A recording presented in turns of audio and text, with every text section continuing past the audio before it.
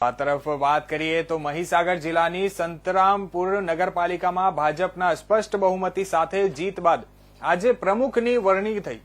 સંતરામપુર નગરપાલિકામાં પ્રમુખ, ઉપપ્રમુખ અને કારોબારી ચેરમેન પદ માટેની વરણી કરવામાં આવી, જેમાં પ્રમુખ પદ માટે નિશાબેન મોદીની નિયુક્તિ થઈ, જ્યારે ઉપપ્રમુખ પદ માટે જીતેન્દ્રસિંહ ઝાલા અને કારોબારી ચેરમેન પદ માટે સ્નેહલ કુમાર મહેતાની નિયુક્તિ કરવામાં આવી। સમર્થકો અને ભાજપ કાર્યકરો નેતાઓએ ત્રણેય પદ માટે નિયુક્ત થયેલ પ્રમુખ, ઉપપ્રમુખ અને કારોબારી ચેરમેનને શુભેચ્છાઓ પાઠવી હતી।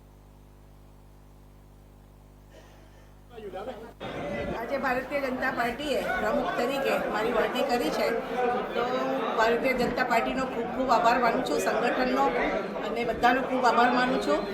અને મને પાર્ટીએ જે જવાબદારી આપી છે એના પર હું ખરી ઉતરું અને સંતરામપુર ગામનો સારામાં સારો વિકાસ થાય અને અમે મોદી સાહેબના પંથે આગળ વધીએ અને સૌનો સાથ, સૌનો વિકાસ, મોદી સાહેબનો જે સંકલ્પ છે એને અમે પૂર્ણ કરીએ, એ જ આજે મારી પ્રયત્ન છે અને હું આજ આશા સાથે પ્રમુખ પદ મારું સ્વીકારું છું। જય હિન્દ, વંદે ભારત। તો બીજી